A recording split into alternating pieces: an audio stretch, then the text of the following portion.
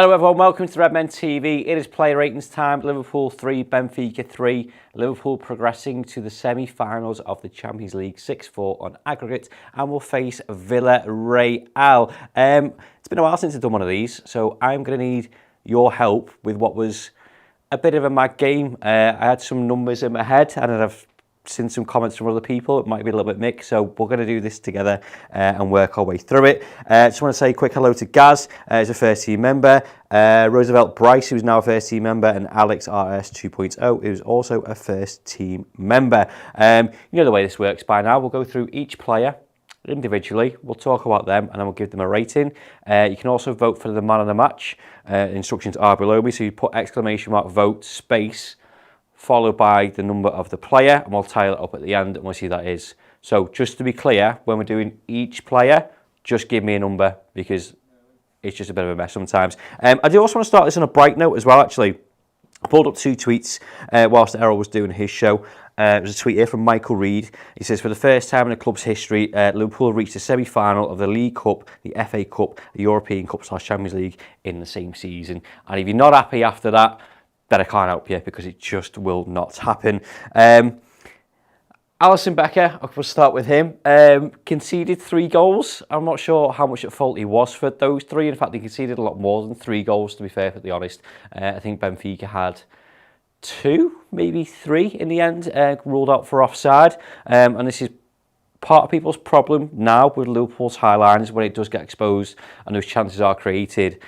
In my mind, I think you have to give credit to Benfica, the way they exploited it, the chances that you got in behind, but you also have to credit Liverpool, the fact that they had that amount ruled off for offside at the same time as well. That is the way that we play. I know for all peace of mind, we would rather say just drop off 5-10 yards, make us feel better, let us enjoy the game of football a little bit more, but Liverpool won't change for anyone.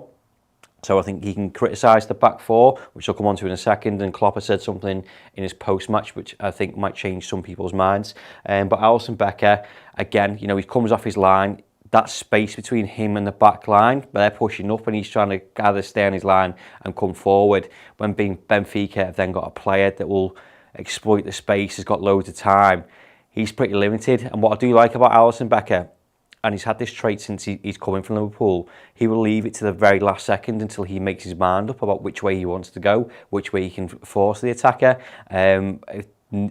Darwin scored 2 exceptional goals. I think the first one was a chip which went over him, which was offside. And besides the rest of them, I just don't think he was at fault for many. Loads of you doing hashtag vote 11, exclamation mark vote 11, which means that you're giving Mohamed Salah the man of the match. I would just want your rating for Alisson Becker. We're seeing a couple of votes come in. Canada's Dry Hands says 8. John Gordon, Ali is a 7. And 7 for Ali from Sir Scotty. I think 7 is a pretty fair result. He was kept busy. It could have been a lot more for Benfica if it wasn't for him. There was a couple of opportunities, deflected shots, ones that you expected him to gather up and take in his hands. I thought he did really well. In fact, there was a shot from Darwin Núñez in the second half just after he scored. It was a volley that had been over to the back post. First time volley. Alisson Becker had to dive just to his near post and save that. So we'll give him a 7.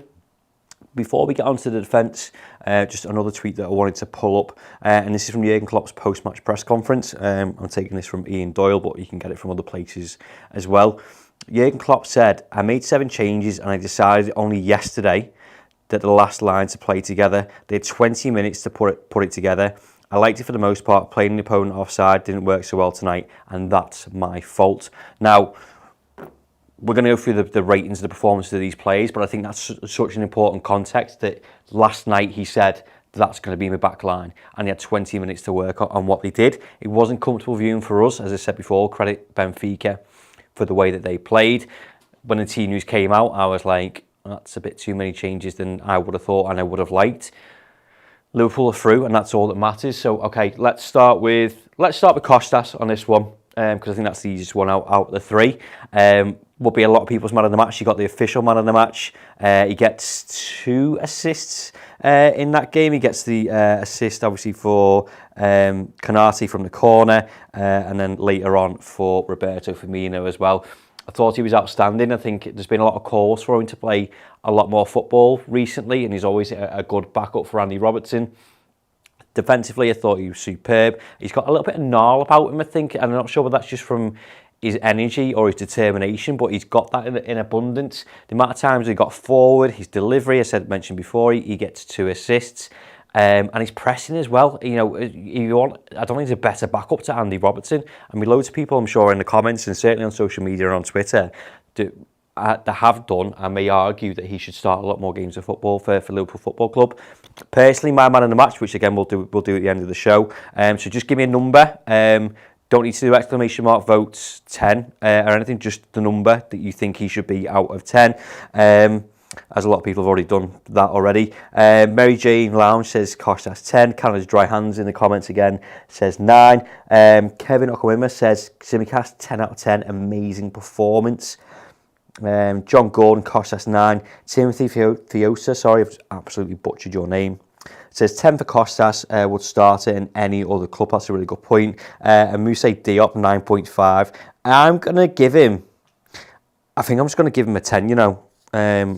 Just an exceptional performance. And I don't think there's anyone close, certainly for me, in that performance for Kostas Tsimikas. If you want to argue a 9 and a 10, knock yourselves out. Let's move on to Ibrahima Konate. Want to give me his rating? Don't do the exclamation vote stuff. Just give me the number. Gets a goal, which I actually really like.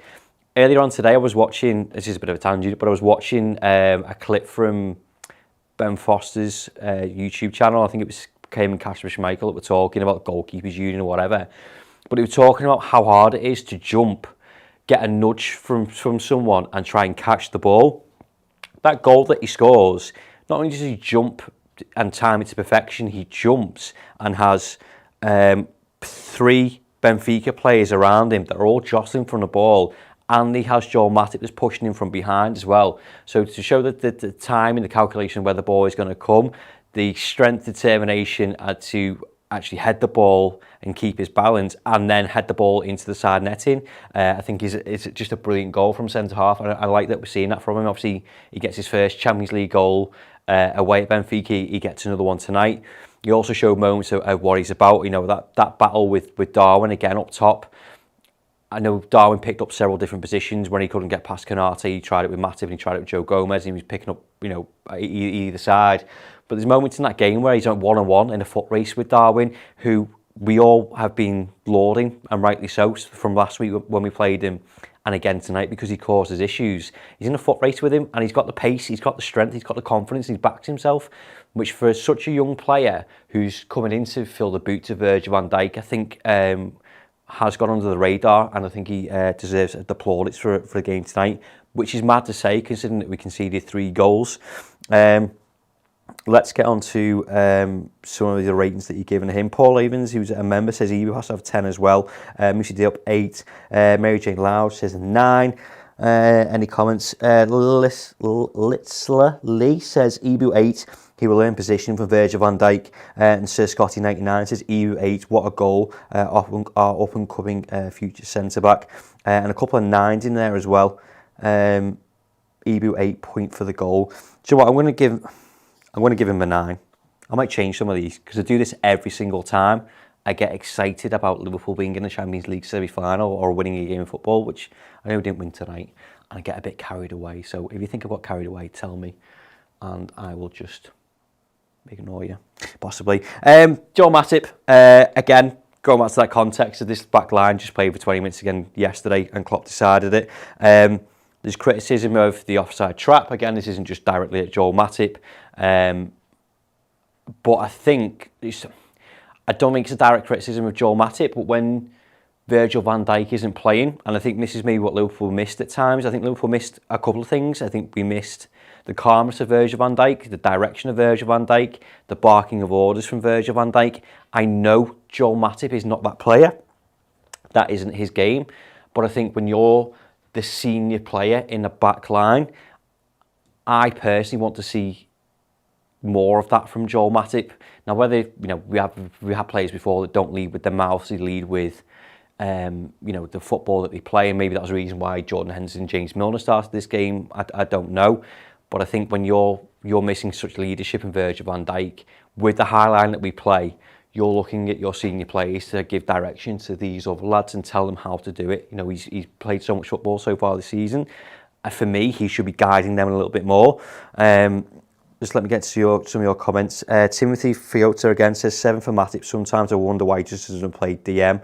Yeah, it's an interesting comment actually. 6 for Joel, one of his worst performances this season. He doesn't often play bad, Joel Matip, and again, I don't think that's just solely down to him. And maybe it was a confidence thing for him when he's not used to having Trent here and Firmino, giving him cover, not Van Dijk to the left of him, and maybe Andy Robertson. That synergy that back line has.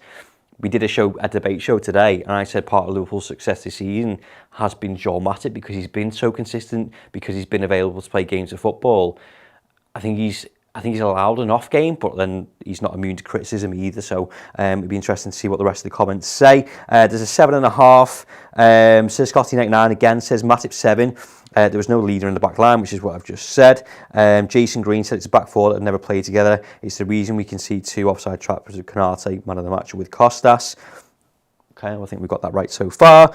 7. Matip 7 didn't have anything directly to do with the goals. No, and then again, but for his attacking play and his attacking sense, he didn't go on a complete Joel Matip adventure. I think there was a couple of times where he got to the halfway line, then he'd lay it off for someone else, and then Benfica were really good at pressing the ball, so he had to make the right choice at the right time. And besides that, I think he was all right. It was just a bit of a mad game, wasn't it, really? Snake Eyes with $199. Thank you very much.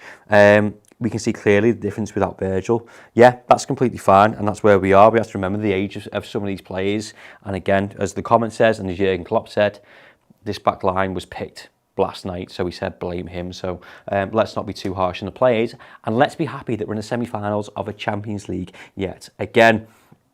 Joe Gomez, again, get your votes in for this one. Just give me the number for Joe Gomez, what you thought of his performance. I think he's an easy target sometimes, Joe Gomez, and I think there wasn't a lot of expectancy from him when he played against Watford last week or the week before. But obviously he gets an assist in that game as well, and possibly 2 assists. I can't remember. I've slept since then. Got forward quite a lot, got himself into decent positions, whipped the ball in once or twice, which wasn't quite the right ball. I think there was a lot of that in the first half. I think it was all quite bitty. Stringing passes together wasn't great. Liverpool weren't very fluid. And again, I said this when the team news came out. I don't think anyone's specifically to blame. I think it's just when you make so many changes, which I wasn't expecting, you lose rhythm, you lose cohesion. And then when you get people that are coming out the cold, like a Costa, Tsimikas, Konate, a midfield 3 that's rarely played together as well, you lose that, but it needed to be done. I've left some of the players that didn't play, just to add a bit of context onto this later on. And again, maybe he's at fault for not communicating with Joel Matip. Maybe Joel Matip's at fault for not communicating with him when they're doing that back line, we're doing a high line, when they're trying to catch people out with offsides. Is it criticism of Joe Gomez? No, probably not in my eyes. But he did a fairly good job. And you can tell by some of the answers that we're getting in here now. Paul Living says Joe 8, 7.5 for someone else, 5 for Joe, 7 for Joe, 7.5. Kevin Okamema says Gomez 8, did great overall. Someone questioned the Joe 5, what the fuck? Yeah, fair enough. Joey 7 got the minutes in which he needs. Yeah, it's a very good point. Joe 6, I'd rather see him as a centre back. I'm sure he'd rather play as a centre back, but this is the point that I was going to make about some lads that haven't started. And I said this again at the start of the team news show, or certainly maybe it's the watch along. It's just as important for me, not the players that came in and played football. It's the fact that what's he done for that. To the point, I'm sure he'd rather play centre back, but by him doing that, he's being selfless by saying, yeah, okay, I'll play right back for you for 90 minutes.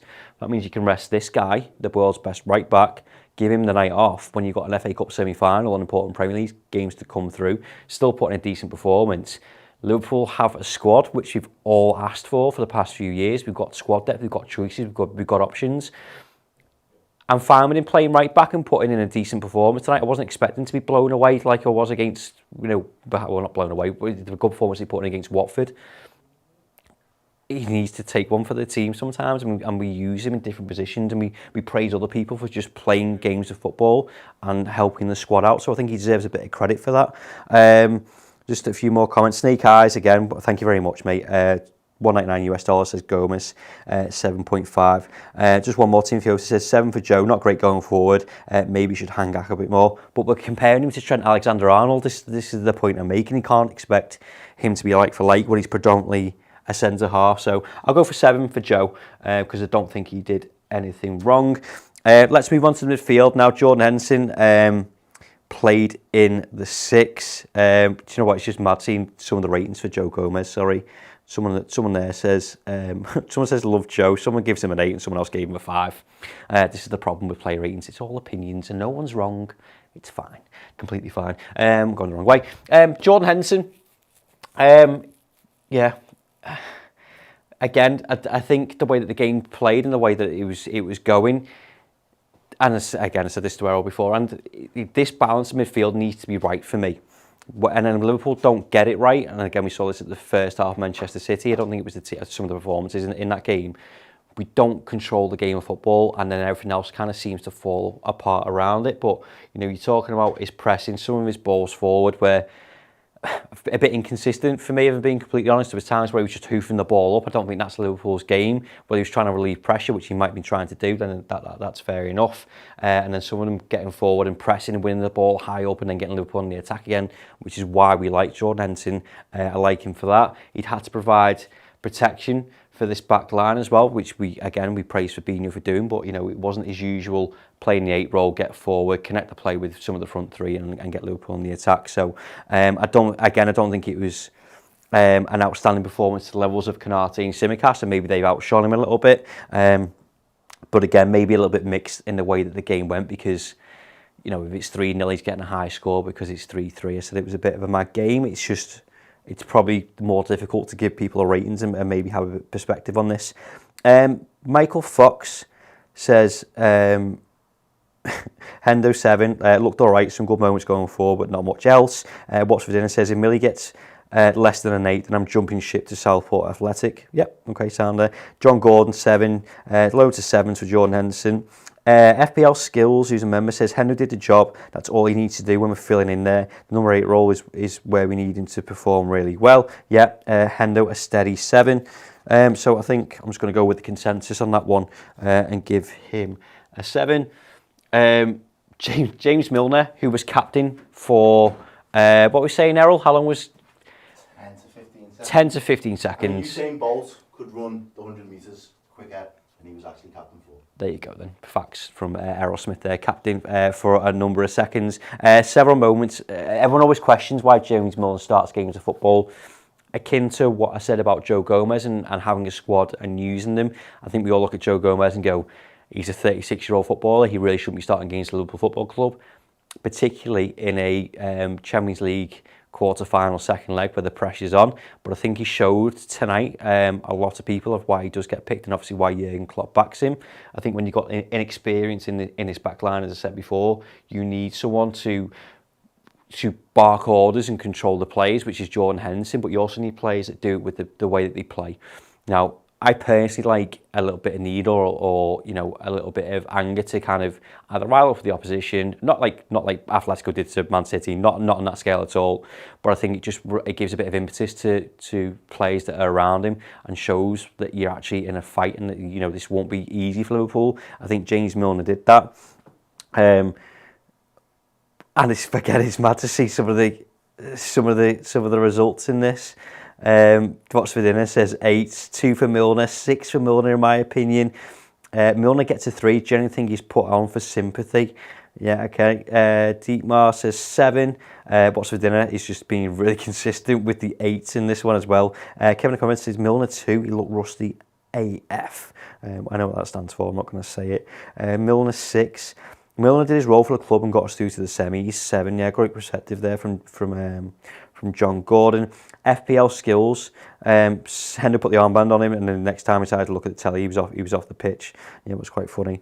Sierra Eubank says, I thought Milner gave the ball away too much, but I liked his grit on the pitch.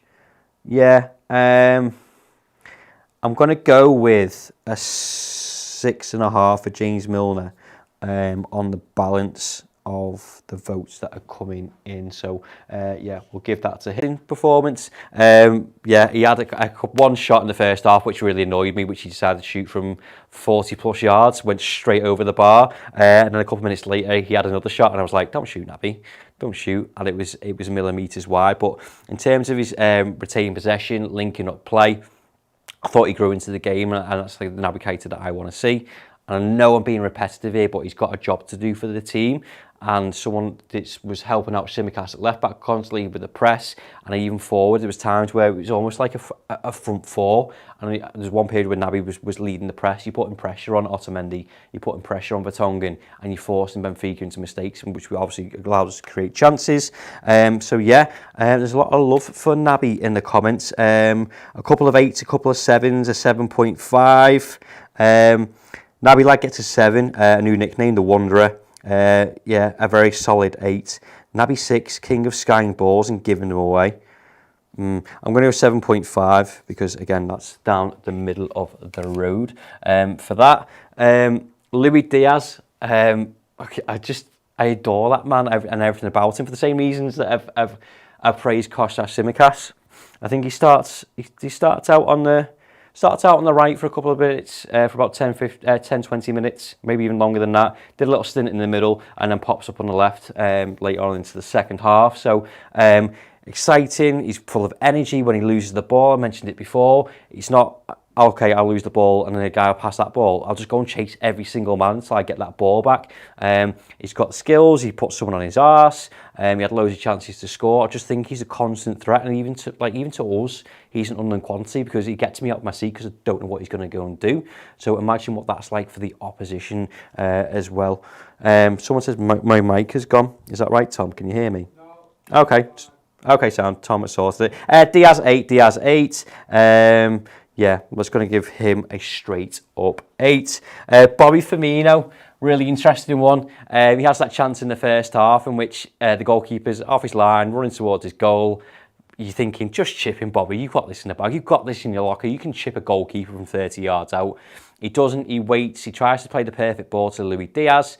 He does so, but then it's cut out by Grimaldo. And then social media and Twitter, YouTube, everything else loses his head. And then he goes and scores 2 goals. He's my favourite player, and he will be until the day that he leaves this football club. And ultimately the reason why Liverpool, or one of the reasons why Liverpool through to the semi-finals of the Champions League. So it will be interesting to see some of the scores for old Bobby Firmino in this one.